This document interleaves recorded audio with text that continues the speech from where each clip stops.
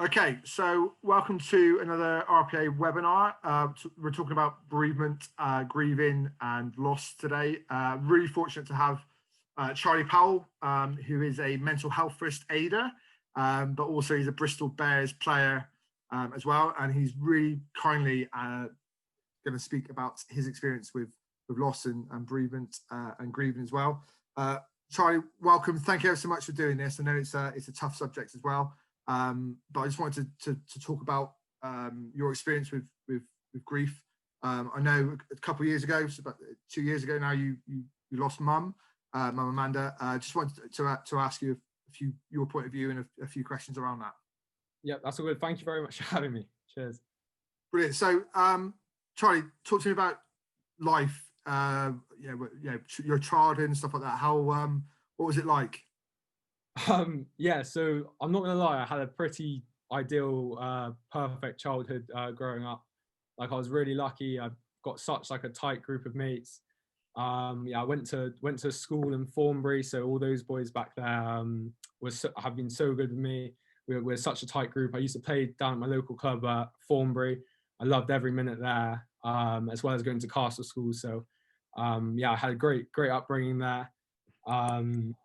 And I'm trying to think that I moved on to Bristol Grammar School, so I was very fortunate. I managed to get into that school through my rugby and my grades. I had a great time there for 2 years. I did sixth form there, and pretty much straight from school, I signed the contract with Bristol, and I've been playing rugby ever since for the last 2 and a bit seasons now. So yeah, that's pretty much how my story up till now. That's life. That's life in a nutshell, I suppose. Yeah, that pretty much. Yeah. Yeah. So I suppose go on to talk about around mum now as well, and around illness as well. So what we can talk about that, as in what was the situation and sort of what happened around that time when did you know basically what the story was.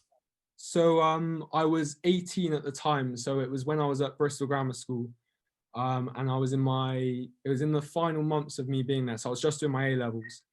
And my mum, she started to have she had like difficulty breathing. Nothing too serious. Like it was only when she used to go on quite a lot of walks and stuff. And it was just when she was going on these walks, she suddenly started to feel a bit more out of breath. And we all said that was something she should probably check out with the doctor. So this was about, I'm trying to think, maybe June or August or something in 2018. And she was originally only diagnosed with asthma. And it only took things to get a bit worse for her to end up getting some more scans and stuff. And they ended up, she had to go through quite a long process, all sorts of scans and checkups and stuff with the doctor. And she was so like brave about it, like, and I admire her so much for that. And it was really tough when we started to find out that things were probably getting a little more serious. And that was really difficult to deal with. But yeah, eventually I reckon around end of June, the news finally came through that mum's illness was cancerous in the lungs. And it was a particular type of cancer called mesothelioma, which is quite an aggressive type of cancer.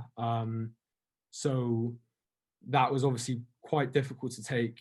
And, not just myself, my brother, my dad, my mum's partner at the time, my gran, and everyone, it took us all back. But we're a really tight family, and we still are.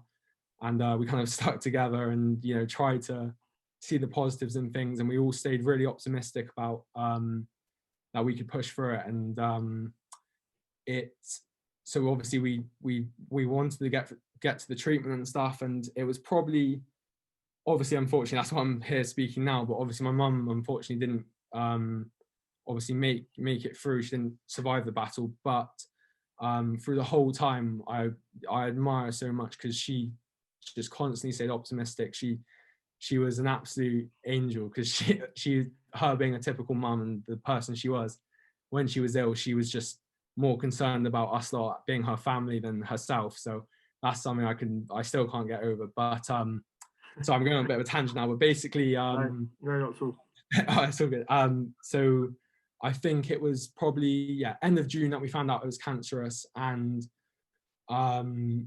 about 3 weeks later, when she was in hospital, she was meant to go into her first stage of chemotherapy. And unfortunately, I was visiting her at the time, and to this day, it's probably the toughest thing someone's ever said to me.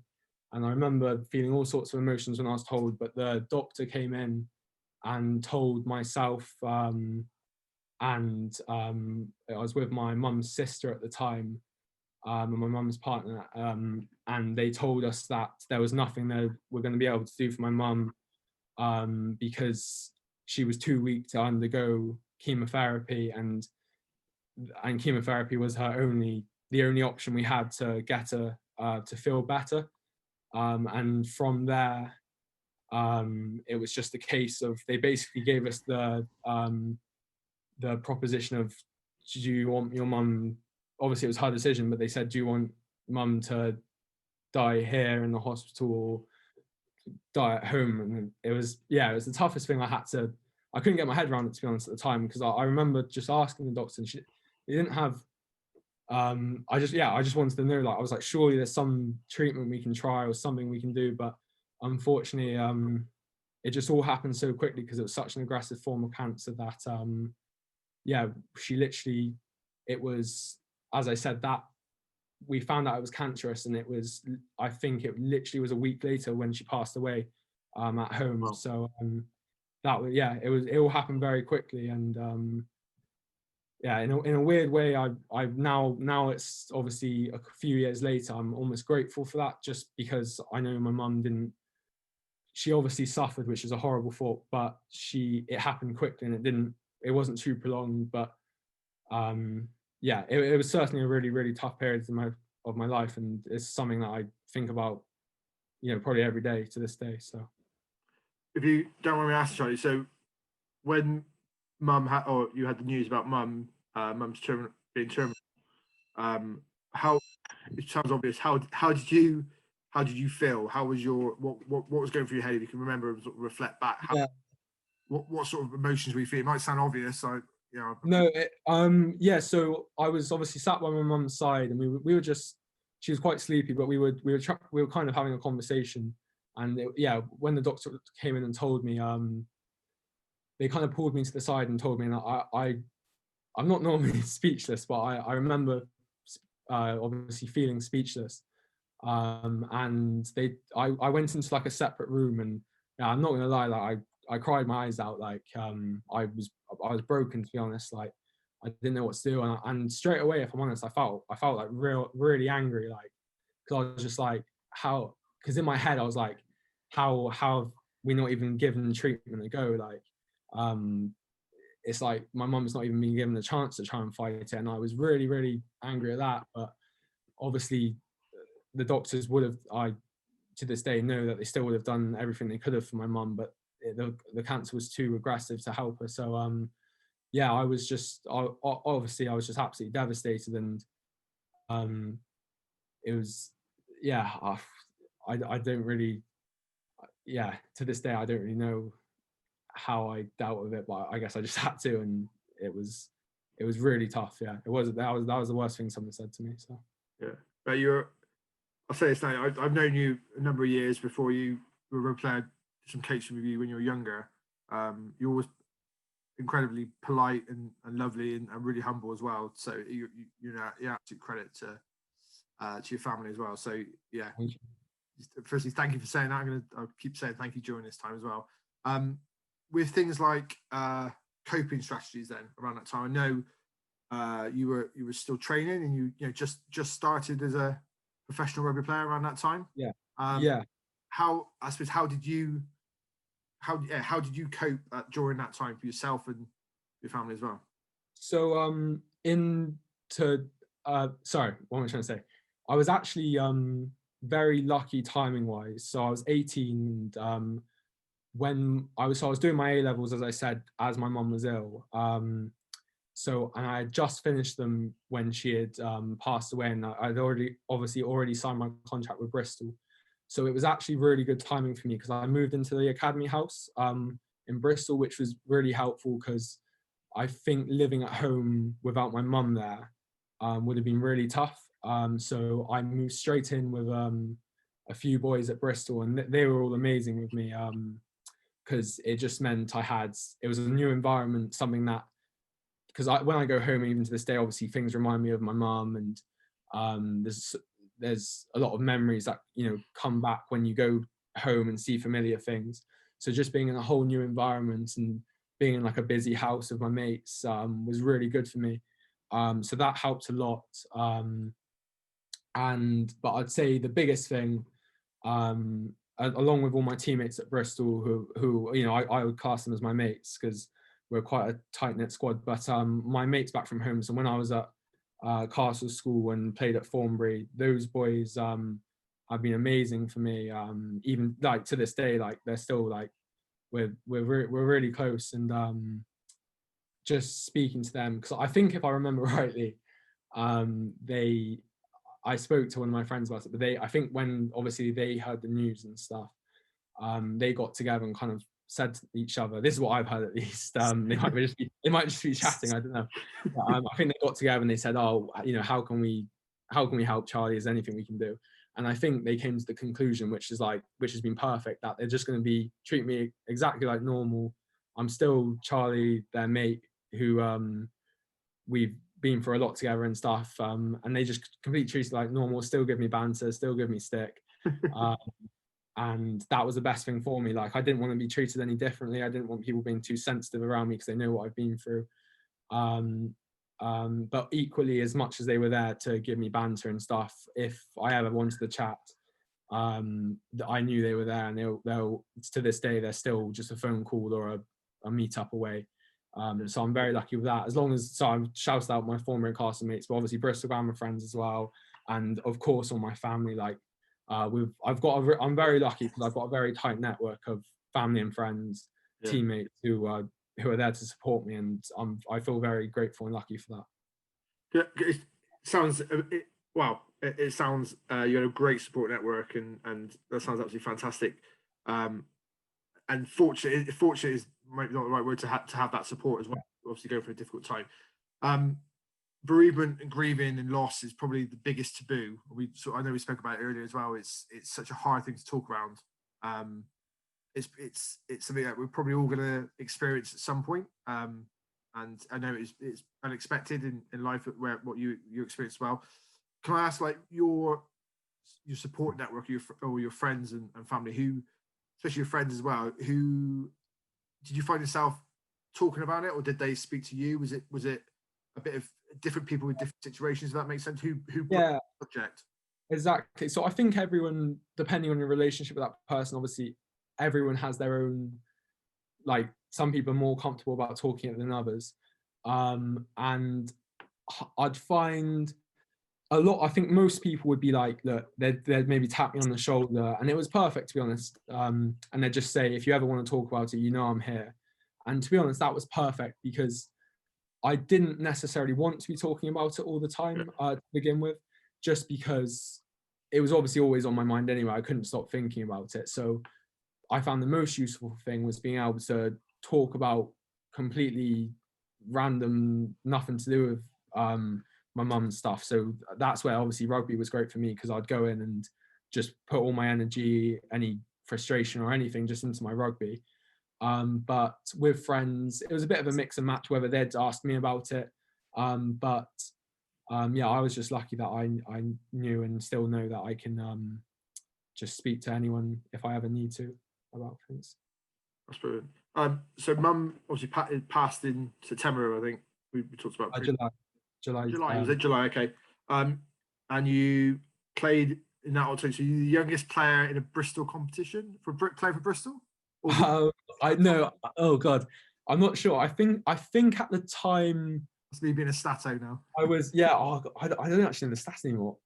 I might have given you that stat. That was the stat I found out. There we go. I was the youngest European player at the time. I think Johan might have beaten me now. Someone's beaten me. I'm not too sure. Yeah.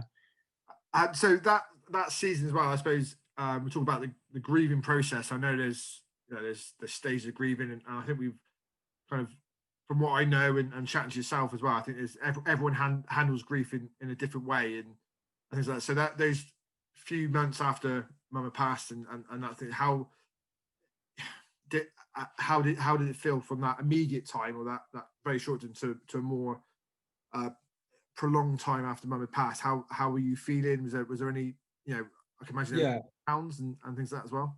Yeah, so obviously short term, it was just pure, I just found it really, really tough. And as I said, rugby, seeing friends, speaking to people really helped me.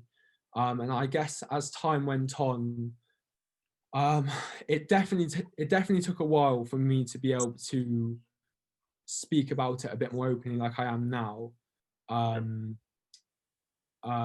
But yeah, yeah, time's definitely helped me. And I'm not gonna lie, like I still think about it every day, and it's not something that I think's ever gonna leave, and I'm never not gonna feel emotion or sadness around it. But time has definitely helped me. I'm 2.5 years down the line now.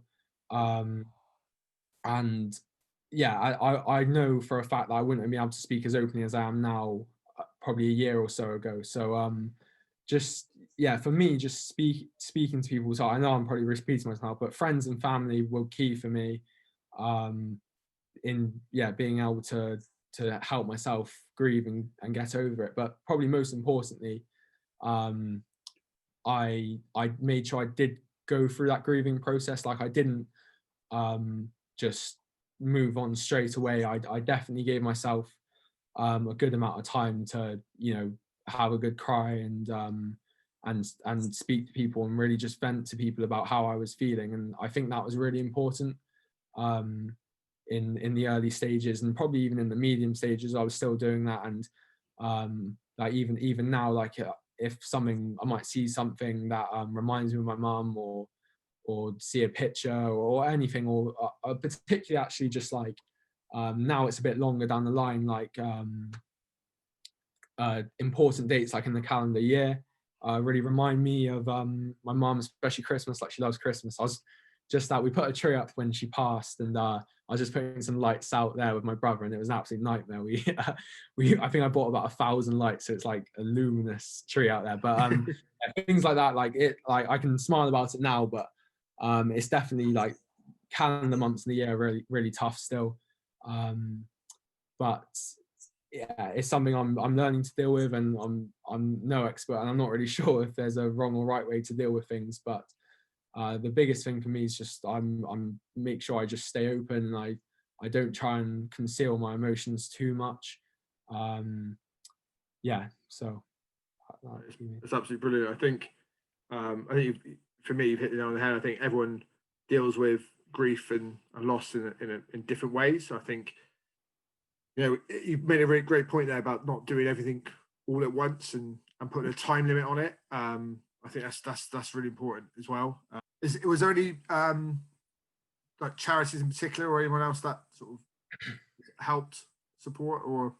Yeah, so during that period, when my mum came home from hospital in her final week, she was obviously very ill then, and I'm so grateful, and they were amazing. So St. Peter's Hospice were absolutely amazing for my mum, and my mum's partner at the time was obviously very stressful and stuff for him, and he was doing a lot, as well as myself and my brother and other family members were for my mum.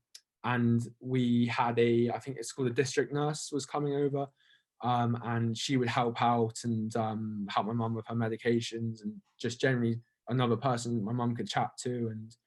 And just she was amazing, this lady. And so St. Peter's Hospice is something that a charity that I definitely hold very close to my heart, and it's definitely a charity in the future that I want to support. And I couldn't be more thankful for them. So as well as your friends and your I suppose your schoolmates and rugby mates as well, is there anyone else that supported you through that time?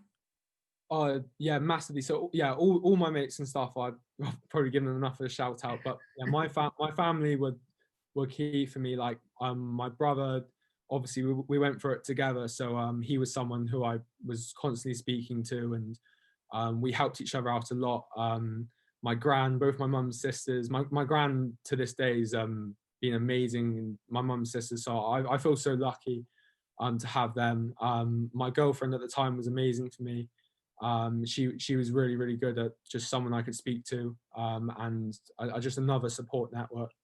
And yeah, and so I know I said it, but my dad, again, he's taken taken the role of my mum. I guess he's my almost like my personal secretary. I ring him up when got anything, any problems or anything. So I feel so lucky that I've had all those people who've helped me, and I probably couldn't have done it without them.